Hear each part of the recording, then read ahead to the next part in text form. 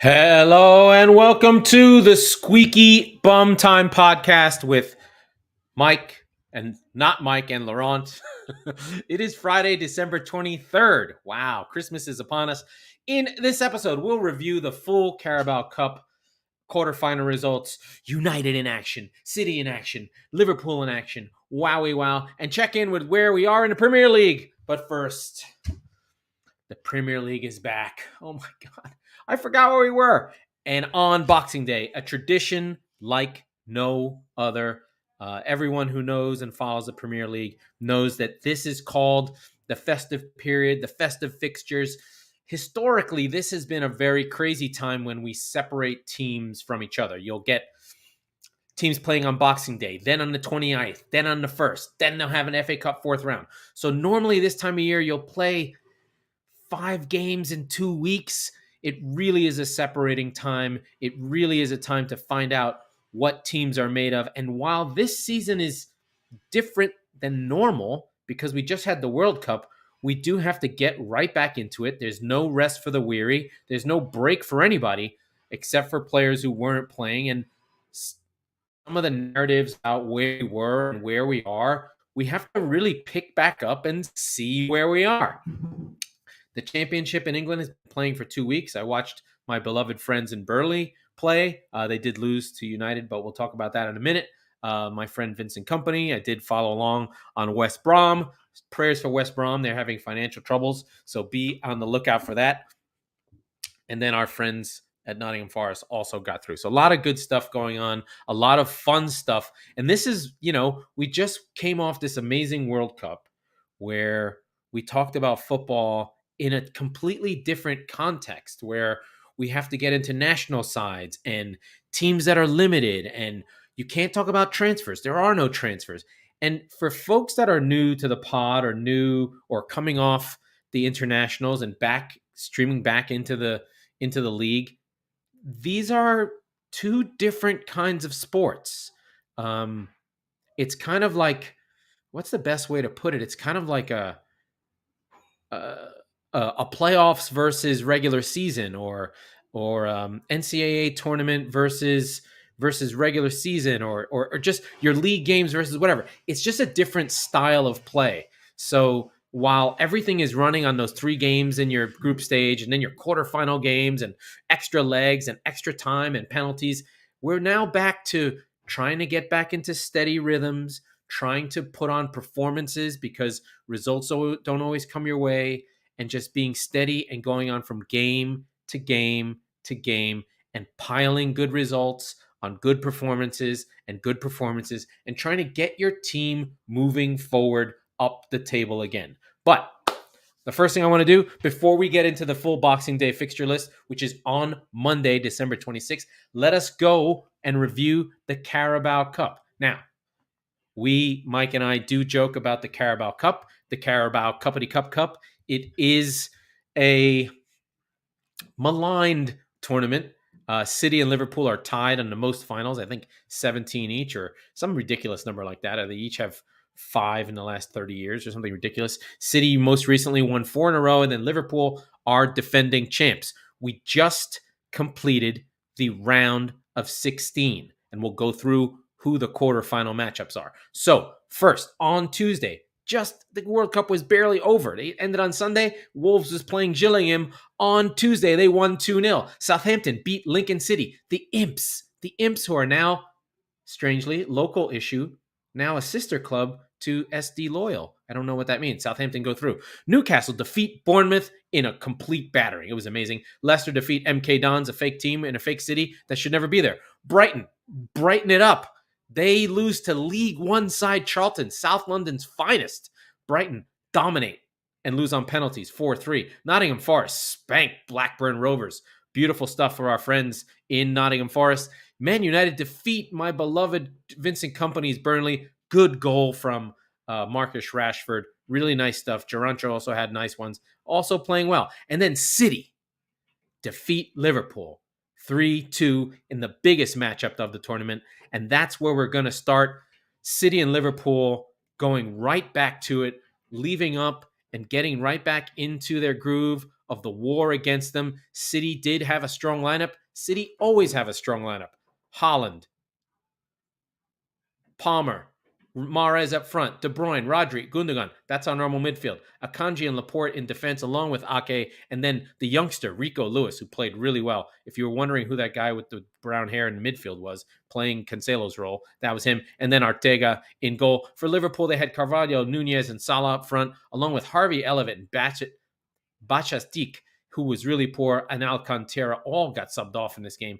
And then the defense of Robertson, Gomez, Matip, and Milner. First half was all City, dominant for the first 15 minutes. They get a goal almost right off from kickoff that Haaland missed. Erling Haaland then did score an amazing movement in the back.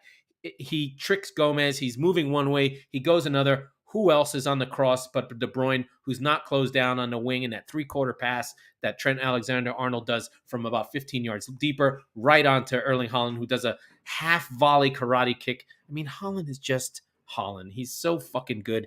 It's unreal. But then, right as I was joking that that my friend Mr. Milner shouldn't be on the pitch against Palmer, Milner comes down the wing and passes it very smoothly and casually to Carvalho, who drifts inside. Akanji and Lewis and Laporte can't really find him, and Carvalho puts it in. Carvalho did have a tough game. He was getting bossed off the ball very often by Rodri and really had a hard time. So it's 1-1. Then we go into the second half, and again, we have the same thing. Another really nice goal from Riyad Mahrez on the classic.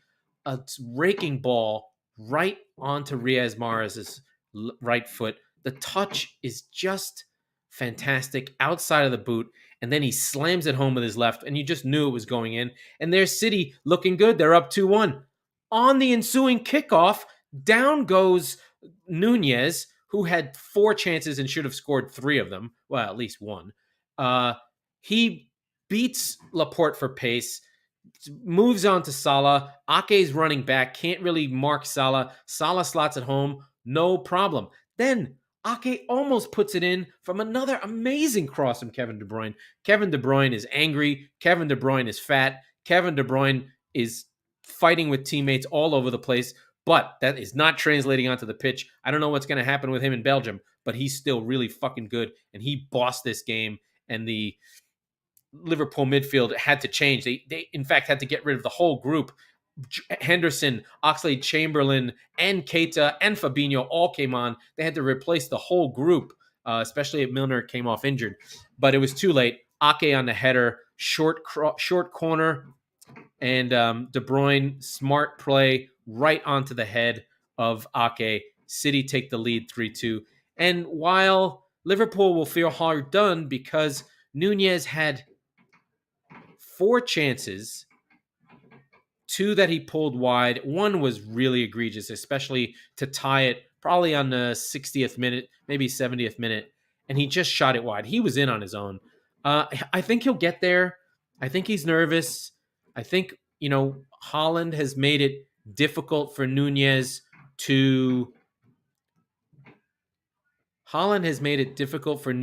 seem, to get an easy transition because he's been so incredible. But Liverpool fans should know that Haaland is doing everything right. Sorry, that Nunez is doing everything right. He's making the right runs. He's getting in behind. He's taking the shots. What you don't want is him shooting. You don't want him to get into a Werner position where he's afraid. He's still playing confidently.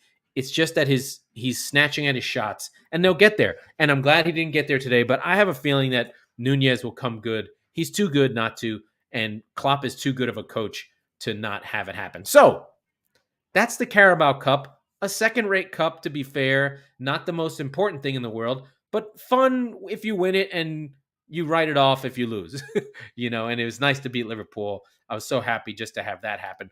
But in the quarterfinals matchups come right out, and in the quarterfinals, we have Man United v Charlton at Old Trafford on January 10th. Exciting for Charlton, a League One team, to have that against United. United getting lucky, getting a chance. Newcastle play Leicester. That should be good, the way Leicester have improved over the last month. The last 10 games, maybe 7 games, that becomes a better matchup. Who knows if James Maddison will be on Leicester at that point. Then City gets Southampton at St. Mary's. Never an easy game for City, especially the way this season is going. And then Nottingham Forest get Wolves at home. So that should be good as well. So that puts away our friends at the Carabao Cup. And now we're going to start chatting about where we are in the Premier League. So, when we were last in the Premier League, we last played on November 12th before Thanksgiving. And the big news that weekend had been that Brentford, behind Ivan Toney, had gone to the Etihad and defeated Manchester City. My beloved Manchester City had lost to the great and powerful Brentford and Ivan Toney. We also had another big matchup of Newcastle defeating Chelsea. Of Newcastle defeating Chelsea. That was the third loss in the last 6 for Graham Potter. There's some questions there. Tottenham had a barn burner versus Leeds. That's when we really found out a little bit more about our beloved Leeds. We really love Leeds. Leeds is a fun little team. But at that point, Rodrigo Betancourt had been playing the role of hero. He pulled Spurs out of that one. Spurs had been pulling games out of their ass, and they did in that one. So we were there. And sorry about that. Just got myself mixed up in 5 other things. And Arsenal had beat Wolves in a pretty easy game. So the league had been in decent shape, and everybody was just getting back into form. Arsenal has a 5-point lead. Let me just go back through it.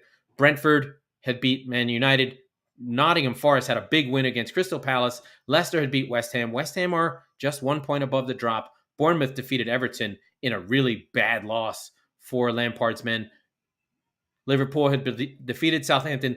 Tottenham had a big game versus Leeds. Again, Betancourt, a dominant performance by Newcastle against Chelsea. Then away, Arsenal had defeated Wolves. And then on the Sunday, before we all broke up, Aston Villa under Unai Emery. Remember, good evening. Unai Emery is the coach of Aston Villa, replacing Steve Gerrard. And Man United had defeated Fulham, a good and game Fulham team, but that was a good performance. So those were the last results. The narrative was, wow, are Arsenal going to win the league? They have a 5-point lead. Wow, look at Newcastle United. They only have 1 loss. Wow, Tottenham pulling games out, a very gut check game. They've got 4 losses, but just the 2 draws, and they're fighting. And then the Ten Hag experience at United is still in the hunt for the top 4, and Liverpool languishing, just having a hard time, but had righted the ship somewhat, while Brighton's early game, Potter leaving, De Zerbi in place, has them level on points on 14 matches with Potter's Chelsea. So Tuchel got fired a long time ago. Potter's been there, and they're still sputtering where they are. The favorites and darlings of the league, Fulham at 9 on 19 points, tied with Brentford on 19 and Crystal Palace on 19. Make up the middle of the table on 9, 10, 11.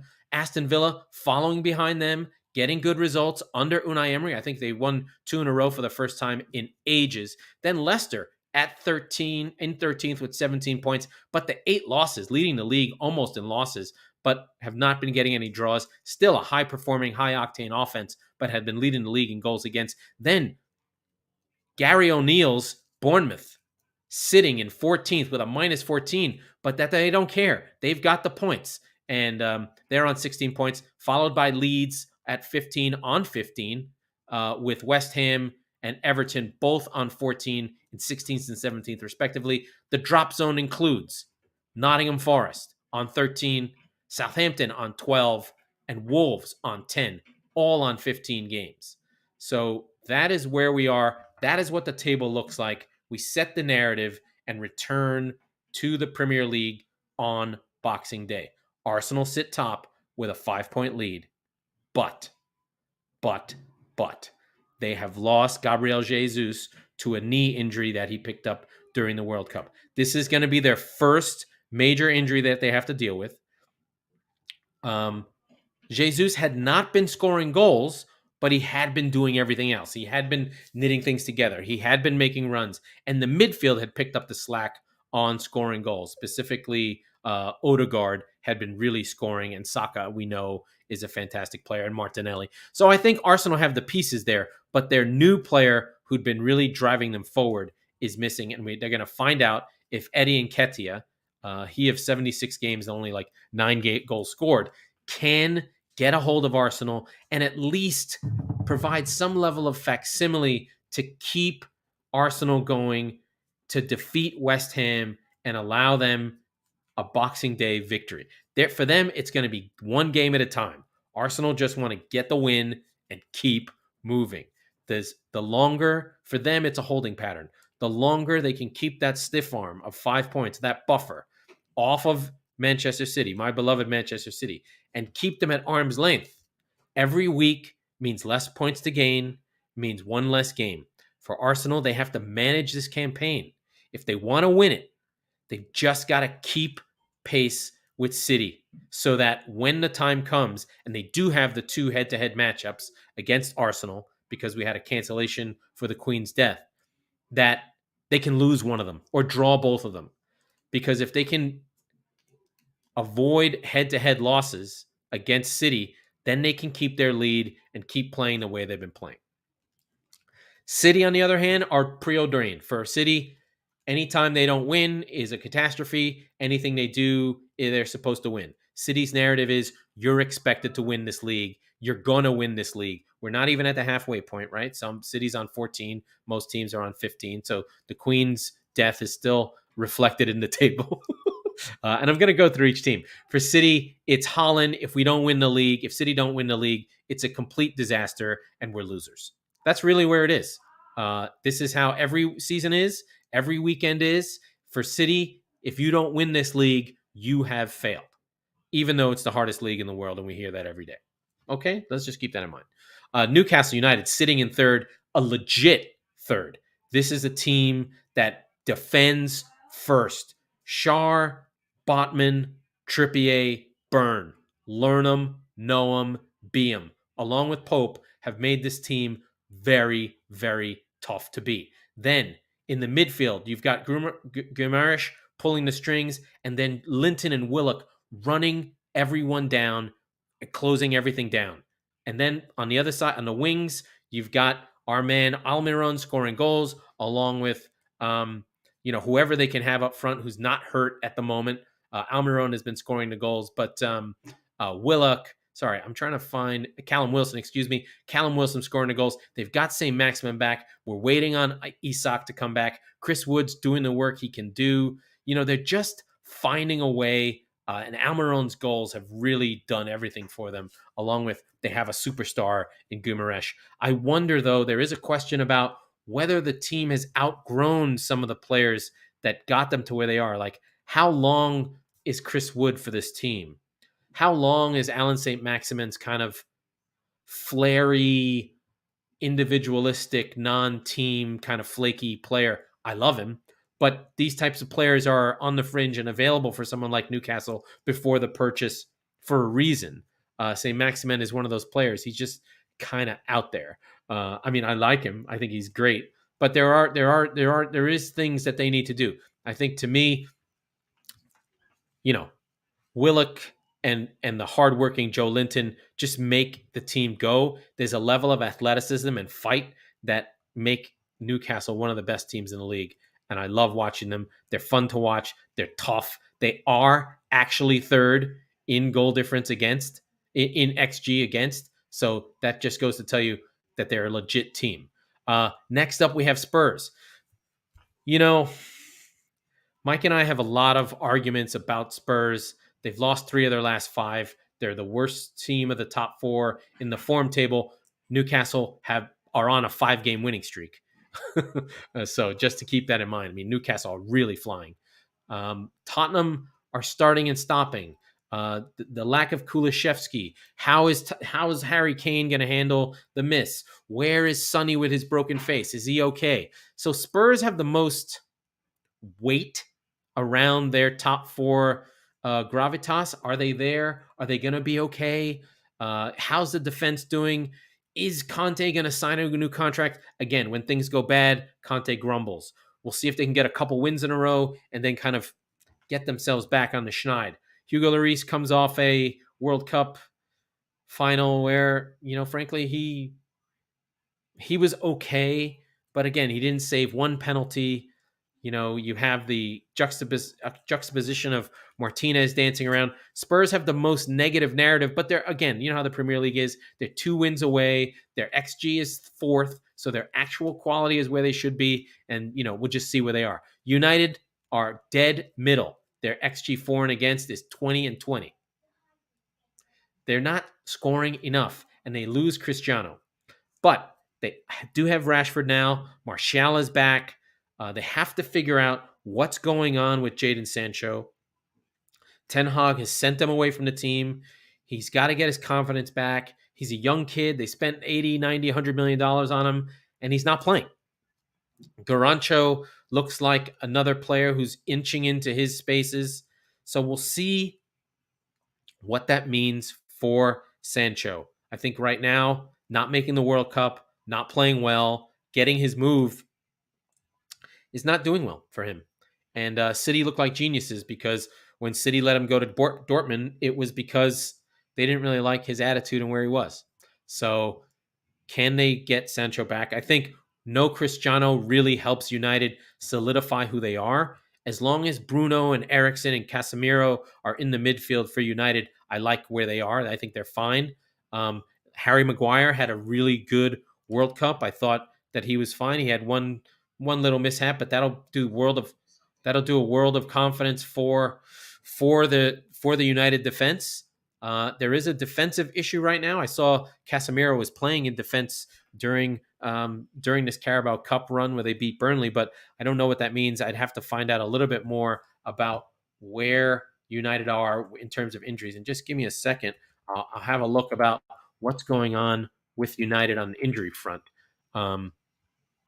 Let's see here. Manchester United versus Forest. They have Forest, which is a good fixture for the 27th. They shouldn't feel too hard done by that. But as I click in and I have a look about where they are, McTominay, Casemiro's in defense. Let's see. For United, right. So, of course, now that I put it together, United's issue are in defense because Lisandro Martinez and Varane were in the World Cup final. We don't know about Maguire, so that's most of their top defenders unavailable. So we'll see Casemiro and Lindelof along with Malacia and Shaw because Dalot was playing with Portugal in the round of 16. We'll see how those players come back into fitness. But right now, a little bit of an injury crisis for the top pairing at United. So Maguire, my guess is he'll likely get in there pretty quickly, or it'll be Lindelof and Casemiro again. But the front four is looking good with Garancho, Fernandez, and Martial. And then Eriksen and McTominay will step into the midfield to try and hold things down. I'm not so worried about United against Forest, so wouldn't be worried too much there. Forest are in the bottom 3. So they just have to be where they are for now. Now we on to Liverpool. Liverpool just come off of a relatively poor performance against City. No Van Dijk. Matip played well. Joe Gomez got a little exposed. James Milner running up and down in the wing is hurt and out. We saw Nunez missing. We saw Salah. Diaz is out for the rest of the season. He had a massive setback. So Liverpool, I think, have their work cut out for them. This is about survival for Liverpool this season. I think that they've got to consolidate, get their play together, get their defensive structure back together. They're not that bad in defense, honestly. They're not that far off, but their underlying numbers are top 5. They're -3 expected goal difference. Brighton are ahead of them. So just to give you context, Brighton's underlying play is almost as good as Liverpool's. So they're sputtering and they're having problems in the wrong places. So once they get Alisson and Van Dijk back in action, they can feel more confident about where they are. But for them, it's about winning. They cannot lose any more games. 4 losses is a lot for this portion of the season. That's 4 losses in 14 games with 4 draws. That's a lot of games dropping points. So Liverpool have their work cut out for them. They've got to get themselves together. Firmino's out. He's been their top goal scorer all year, and they sit in 7th. Wow. On to Brighton. Brighton have had the best World Cup ever. So they're 2 of their players, Caicedo for Ecuador, who were the best team not to get out of the group stage, in my opinion. Ecuador were fantastic. Behind Caicedo and Estupiñán, who both play for Brighton. And then we had Alexis McAllister playing in the midfield every game for Argentina and is now a World Cup champion. Brighton just made, I don't know, $100 million just in this World Cup. So they sit there with World Cup champion experience in their midfield. They still have the same problem. They just had it again. They just played Charlton in the Carabao Cup, and they couldn't score a fucking goal. I don't know how they're going to find a goal scorer. I don't know what they're going to do to find a goal scorer. God love Danny Welbeck. He's fantastic. Trossard does the best he can, but he is ultimately a winger who pretends he's a goal scorer. They just need someone like Olivier Giroud to play in Brighton. I'd love to see Giroud in Brighton. He'd be great. But maybe he doesn't run enough. But just some kind of body, a youngster, Broha, anything, something like that that can get Brighton to score goals. They are way performing. They're in 7th. They're doing great. They still are on 21. And we'll see where they are. They had been slipping down. They had been in 4th up until a few weeks ago. But for Brighton, it's about style of play, finding a goal scorer, taking on De Zerbi's ideas, and getting onto the next team and selling their next player and creating a market for McAllister so that they can get and move up the chain and spend $30 million on a striker after they sell Alexis for $60 million to Manchester United. Next up is our beloved Chelsea. Chelsea are in a little bit of disarray. They have hired a director of football. I have to look that up exactly what his name was. They have only 2 wins in their last 5.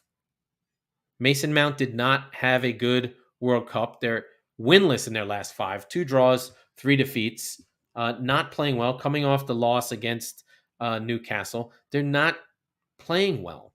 And the problems that plagued them before are still plaguing them. They do not have a creative midfielder to unlock all their strikers. Whoever those strikers are, they're just not functioning.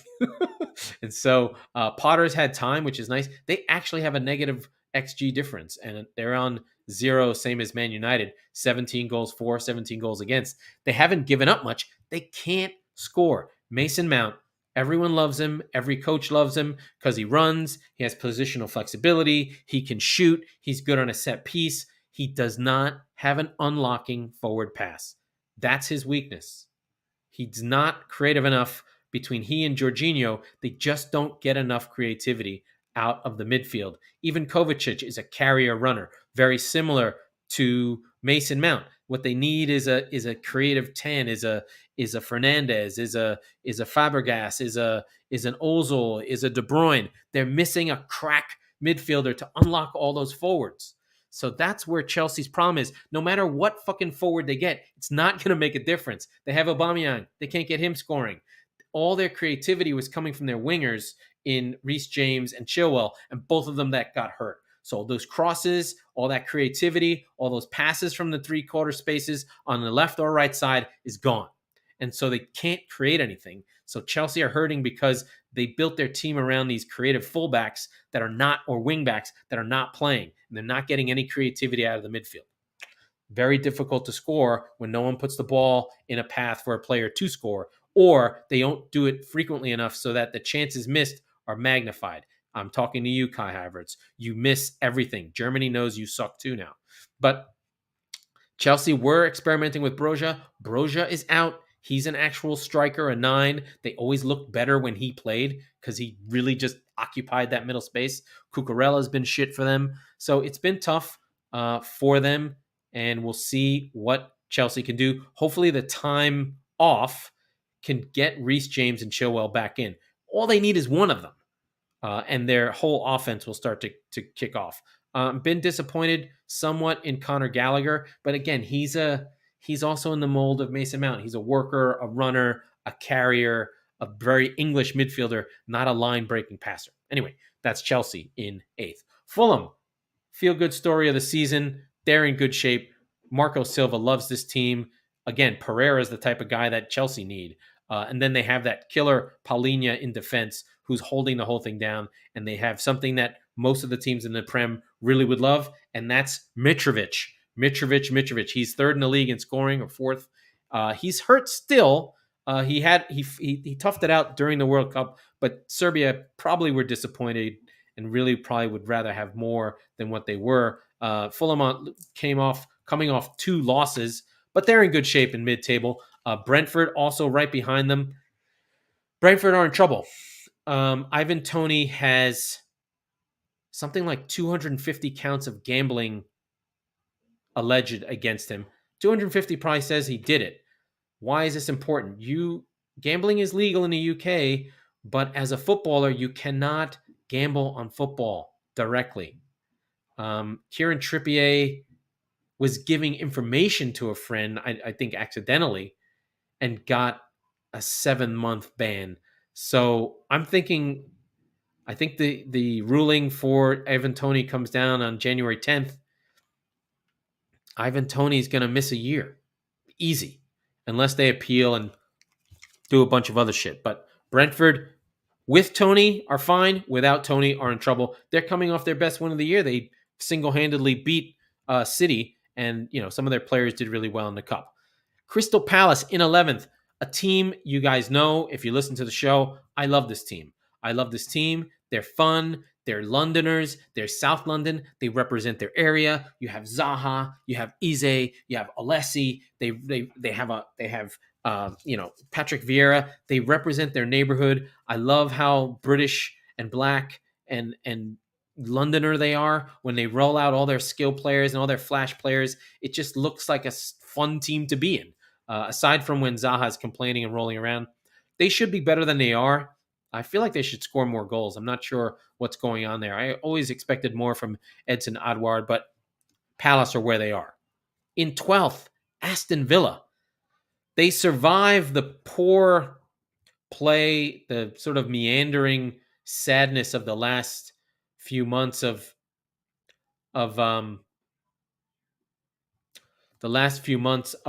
Gerrard, who I really did think was going to be a good manager, but it just seems to have left him. Unai Emery comes in. They get the 3-1 at home against United on November 6th, and then defeat my beloved Brighton on the 13th. 2 wins put Aston Villa in the driver's seat. All of a sudden, they look like they can play. They have the players. Aston Villa is good. Mike and I have been talking about how good Aston Villa were all season.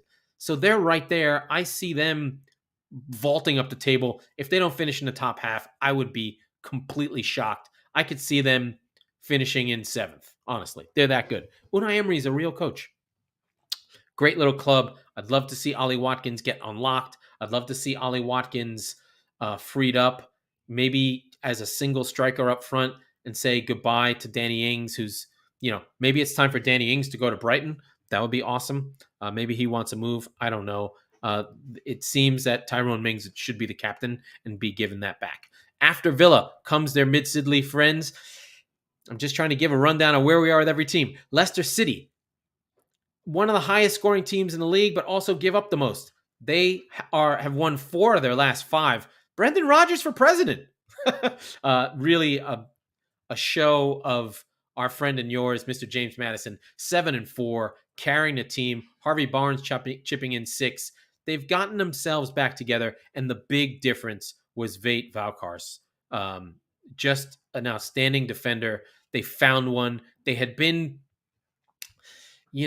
just flailing around after the Fofana left and they sold him. And when they found, why don't I find his name? Where's his name? Wout Weghorst? I want to make sure I have his name right. And I'm looking for him on the team sheet. And weirdly, he's not here. What the hell is that about? I don't know why I can't find his name. Oh, there he is. No, I haven't found him. Anyway, Vardy still fighting off Patson Daka. Patson Daka has been coming off the bench. There he is. Wout Faes, sorry, the Belgian defender, completely transformed this team. And then Danny Ward stopped looking like the worst goaltender in the league. He's put himself together. I was worried for them, but they really put it back together. I mean, basically since mid October, they've only lost once, winning 6, giving up nothing. They've stopped giving up goals. An amazing in all competitions. They have 4 shutouts in a row. So Leicester look like they've righted the ship. Teams aren't as bad as you think. If they're good, they're actually good. So Leicester look to solidify and try and finish in the top half.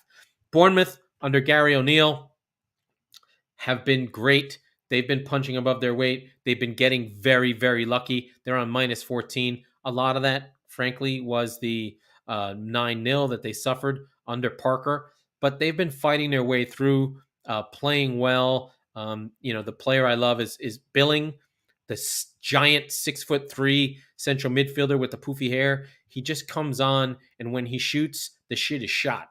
So keep an eye on him. Philip Billing, their midfielder, 26 years old, 4 goals, mostly from outside the box.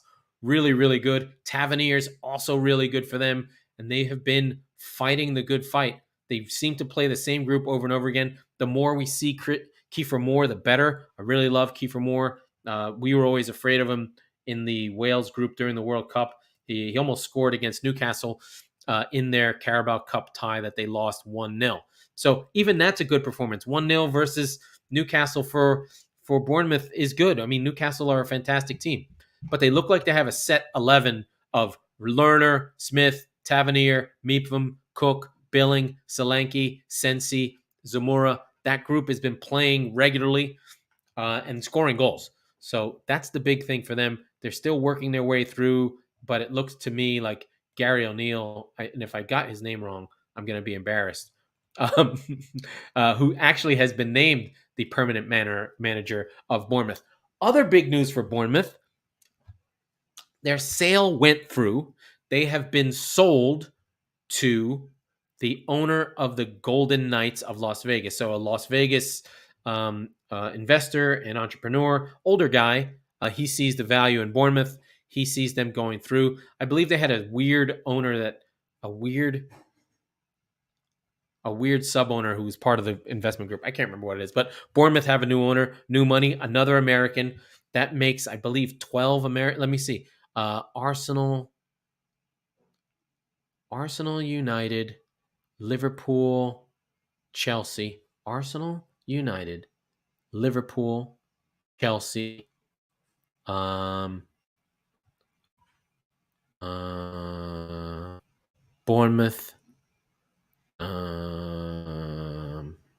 That's 5, 6 American owners. It's getting close. We have to be worried about that because the league votes based on equal votes for every team. Once you get to 14, you can really start fucking with the league. So if we're worried about Pro Rel disappearing from the Premier League, we want less Americans in the league. So that's another American owner. I'm sure there's more, maybe Villa. I don't even know. But we keep going. Bournemouth. Leeds, we know. Jesse Marsh is a madman. We saw Tyler Adams. They're going to miss him while he recovers and gets himself back in order. Aronson gets himself back in order. They need wins. They play wild games. They give up a lot of goals, but they're probably the most fun, bonkers team in the league. Their XG says they shouldn't be where they are, but they are. They're on even XG, but giving up more goals than you'd expect. Somerville really changed the fortunes of their seasons. Leeds on 2 big wins, especially the 4-3 versus Bournemouth, which was bananas, and the 2-1 versus Liverpool, also bananas. And they also had a bananas game versus Tottenham. So they've been playing 3 or 4 crazy games in a row, and we've got and 3-2 versus Fulham. Just lots of goals, lots of attacking flair. Somerville, player of the season for them, came in, completely changed the team. And they have Ngotto, the Italian, African little winger. There's a lot of young players coming through. Marsh is just, when you listen to him talk, you're ready to run through a wall for him. Yes, he's American. Yes, he's weird, but he's the good things about America. And I think it's good for England to have that kind of optimistic craziness that Americans have that they just don't know how to handle. They're like, "What's wrong with you? Why are you trying to be my friend? Don't be nice to me." In 16th, West Ham. What the fuck is going on with West Ham? I'll tell you what. They have their two leading goal scorers are Gianluca Samaka and Jaron Bowen on 2. They're not scoring goals. West Ham only have 12 goals, giving up 17, so the defense is still really strong. Their XG is down. They are expected to have 18 and only have 12. They're just not finishing off their chances. Jared Bowen's not firing. They're in the middle of transition. I trust this team to get out of it, but you're only as good as your record. They have a +3 XG goal difference, and they're in 17th. There's no way a team this good should be this bad. So I would expect they won't have a problem, and Moyes will get this team going. The key thing for him is to make sure the team does not quit on him or feel worried about where they are, because they're playing well. They're just not getting results, and that's hard for the team to look at. Their XG says 18 and 15, which would put them, as a +3, which would put them right in 8th place as a +3 goal difference. But they can't seem to get it right. And then underneath them is the opposite, is Everton, who are a -10, getting less goals, giving up way less because Pickford has stood on his head. Everton should be better than they are. I don't think they'll go down, but they are in 17th. So they are where they are. Onana's been good. They need DCL, who has had this break, thank God, to get back in and firing. He's only played 300 minutes all season, only 4 starts. The experiment of my sodomizing friend Mope, he's got 1 goal. That's not good enough. But I love Tarkovsky. I love Iwobi. I love Gray. I love Connor Cody, Onana, Anthony Gordon, Idrissa Gueye. This is a good group. McNeil's even chipped in. But they need those goals. And without Decore, I forgot about, they need those goals. And without those goals, they're in trouble. They just need to find a way to score goals. They've got the right players. They've got the right mix. There's no reason they should be where they are. The only thing I can think of with our beloved Everton is Frank Lampard a good coach? We already found out about Gerrard, and I don't know if Lampard is even that good. Everton is a big club. There are managers. I mean, Carlo Ancelotti last year was managing Everton. Right? Rafa Benitez was managing Everton. So there are good managers. This is a big name club. And if Frank Lampard has any slip whatsoever, there'll be another big manager to come take his job. Shit, I mean, I know we kid around and Mike would love to see Pochettino return to Spurs, but Pochettino might go to Everton. Why not? That's a good job for him. Anyway, in 18th is Nottingham Forest. Nottingham Forest, we know. They signed 24 billion players, blah, blah, blah. But this World Cup break makes a good time for Steve Cooper to almost have a training camp, get this team together. They played well in the Carabao Cup. We should always see Taiwo Awoni. We should always see Brendan Johnson. There are players in this team that should be playing. I don't know why they signed all those players. I'll never understand it. It's a tough gig. I feel like they need to transfer players out that they already transferred in. So that's where they are. And then Southampton, all the young kids, they fire Hasenhüttl. I don't even know who their coach is. I should know. I'm embarrassed to not know, but we don't know what's going on with this team. Che Adams has scored 2 goals the other day, but Southampton, for me now, are relegation fodder. I'd expect to see them go down, honestly.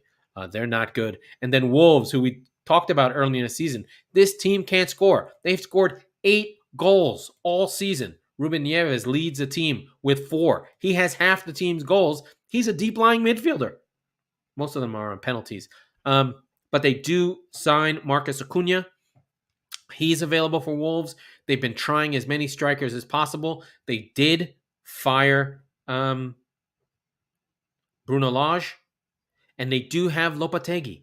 Lopetegui, who has won everything at the youth level with Spain, was managing Real Madrid not that long ago and the Spain national team. So Lopetegui is there. He's at Wolves. We'll see where they are. Jose Sa is not playing over his head. So that says to me, they're just, they were so lucky. He was +10 on expected goals as a goalkeeper, which is massive. And now they're just kind of regular. They do have some World Cup hangover. We know Roman Saiss, who was incredible for Morocco, will be on this team, and we'll have to see what he's up to. We saw Huang Hee-chan play great for Korea, but these guys have to come in and do really, really, really well to turn this team around. This team is another team too good to go down. There's a lot of teams that feel too good to go down.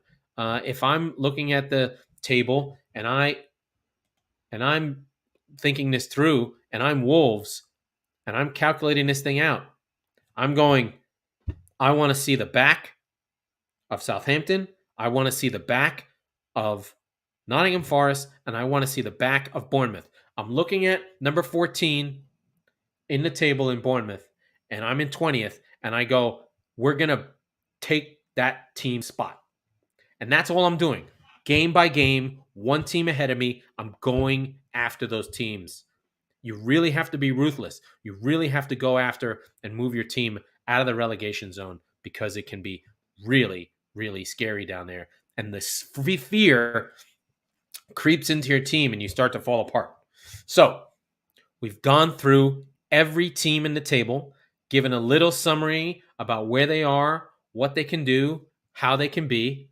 So we know where we are, the last round of fixtures. We know that we know where people are on the table. Let's go through the fixtures that we're actually going to see from Sunday, Monday, Tuesday. This is match week 17. This is the festive fixture period.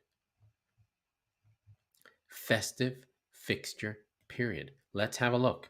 So, on Boxing Day, the early game is our beloved Spurs versus Brentford. I think I'm trying to get down to it. Okay, hold on. Yes. Spurs versus Brentford is the first game. We know that Brentford at home is tough. This will be a tough game for Spurs.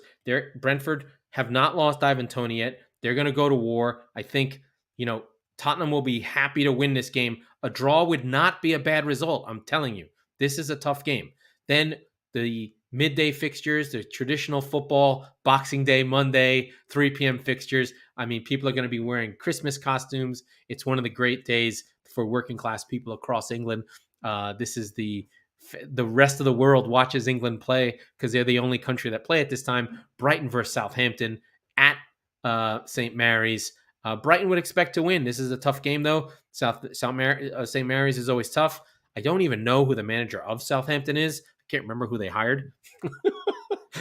some kind of pundit I am. But De Zerbi will have his boys ready. And the key for Brighton is, can they convert their chances? Can they convert their chances? And with Southampton, they're the most Jekyll and Hyde team there is. They have good defenders, but they can just blow games, and you don't know what's going to happen. Good game at the King Power. Also at the 3 p.m. kickoff, Leicester versus Newcastle. Newcastle, the informed team in the league, along with Leicester. Both the two best teams in the league right now. Leicester only have one loss in their last 10, and Newcastle 5 unbeaten in the league, coming off the win against Chelsea. Then Crystal Palace, Fulham, really good game. Should be rocking at Crystal Palace. Fulham, a London derby. These two teams are relatively close to each other. Big game. And then a 6-pointer, relegation 6-pointer. Everton, Wolves. Everton at home. Lopetegui's first game in charge. I can't imagine Everton losing at home to Wolves, but this could be an ugly 0-0 draw. Then another tough game. The last game on Boxing Day, the second to last game, 5:30 kickoff in the UK. Villa at home versus Liverpool under Unai Emery. My guy, Mr. Klopp must be like, God damn it, we play Liverpool now, Villa. There's no weak games. And then last game on Boxing Day is Arsenal versus West Ham at the Emirates. You'd expect Arsenal to win this the way they've been playing. West Ham, very dour, very defensive. David Moyes still has not won a game at a top 6 team ever. Is that true? So you'd expect history to be on Arsenal's side, but it is a London derby. It is Christmas. Weird things happen. Tuesday, Chelsea take on Bournemouth. This has got to be a get-off-the-schneid game. for Potter. Potter loses this. I'm not even being funny. He could start. He'll lose the fans. So Chelsea have a big game against Bournemouth. Bournemouth playing with house money. These aren't the games they're looking for points. Then United at home against Nottingham Forest. Forest away are a different animal. At home, they have the crowd, they have the fight. But United at home after the World Cup, no Ronaldo distractions. Ten Hag getting into the team. You'd expect United to pull this one out. And then Wednesday to end the match week 16 fixtures. And we'll talk about these more on Monday. Leeds United versus Manchester City. Leeds have been annihilated by City in their last few games. Something like 11-0 in aggregate. Just really, really badly defeated by City. I would expect City to really do well here. And if City lose 2 in a row, I mean, it's getting near cuckoo time where any loss is a bad loss. So City's last 2 games versus Leeds, 7-0 and 4-0 to City. So very, very heavy defeats for Leeds. And that, friends, is the Boxing Day fixtures. Wow, we're really just blasting through these things. One other note. During the break, during the World Cup break, Cristiano Ronaldo's contract with Manchester United was terminated, and he is no longer with Manchester United. Portugal benched him during their comeback wins. He did not find a club to play with. And Lionel Messi won the World Cup. This has been the winter of discontent for Cristiano Ronaldo. And Father Time, again, is undefeated. And sadly, he's going out, not as you'd want to. He's going to be in Saudi Arabia. He's going to get some 2-year contract worth like $150 million a year. Some crazy contract to then become the ambassador for Saudi Arabia to try and get the World Cup the next time it's available, whatever. I don't think we'll see that happen anytime soon. But Cristiano's legacy is now, we've now closed the book on his European adventure, and we can start to think about where he is in the ranking of players. And he's an all-time great. He's an all-time winner. But the thing that made him great is also made his end unseemly. And United fans, if you really got them into the corner, they'd probably say, I would rather he had not come back. Because I think he derailed Ole and he derailed Ten Hag to start. And he kind of messed up Rashford and he messed up Bruno. And he kind of just made United sell shirts and make money, but not really help the team ultimately. And he was like way for Juventus. So really, he's been in decline for at least 4 years now. And we have to start thinking about what football looks like in a post Messi, Ronaldo, bipolar world. And I think we're seeing it, right? We're seeing Messi get his World Cup. We're seeing Ronaldo bow out. Messi is now implacable. He's untouchable. There's nothing else he can do. He's in PSG. He's got his things. I don't think anything matters for him anymore. But for Ronaldo, he now sort of has to lick his wounds and really think about what he did at the end, how his personality is. Does he become Jordan and kind of this grumpy, vengeful, grudge to pick kind of guy and sort of get weirder and elusive and wear big pants? Or does he go the Kobe route where he takes players under his wing and kind of says, hey, this is how I did it. This is the mentality I took, and become a bit more magnanimous and really throw himself into what his next thing is going to be? And that's the question for Cristiano. I'm hoping that he goes down the Kobe route where he has a little bit of more self-reflection and starts to go, oh, I'm a girl dad. I'm a this. I can be something else. Or does he go down the Jordan path of he's a shitty owner who has no friends and doesn't really seem likable or anything, right? Like he's just an asshole. And he got his last dance, but really showed what a dick he is. Anyway, that's just my opinion. Anyway, that is it. I'm gonna try and coax um, Mike back onto the show for next week. But that was the Squeaky Bum Time podcast with Mike Slater and Laurent Cortines. We are the football wing of the Chop Sport Network.